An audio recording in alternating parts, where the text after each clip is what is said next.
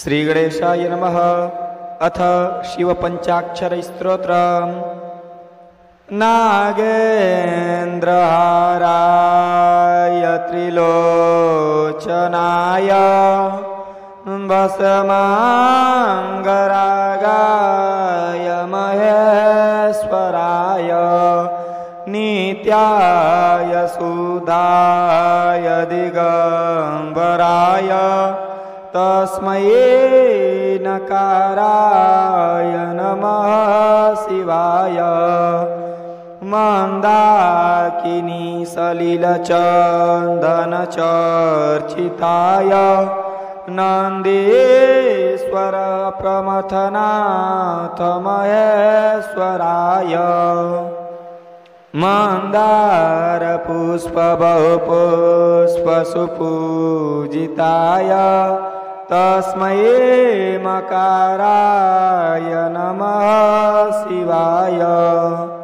शिवाय गौरी वदनाब्जवृन्द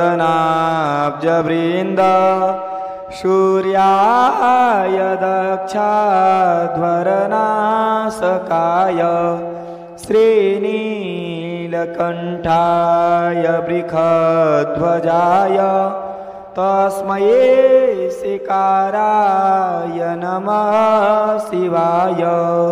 वसिष्ठकुम्भोद्भव गौतमार्य मुनीन्द्रदेवार्चितशेखराय चन्द्रार्कवैश्वानरलोचनाय तस्मै वकाराय नमः शिवाय।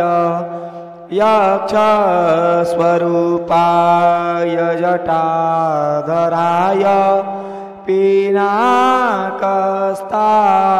सनातनाय दिव्याय देवाय दिगंबराय तस्मै यकाराय नमः शिवाय।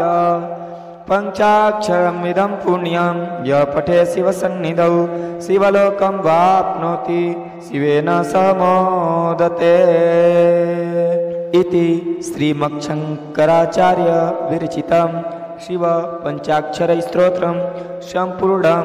हरि ओं तत्सत्, हरि ओं तत्सत्, हरि ओं तत्सत्।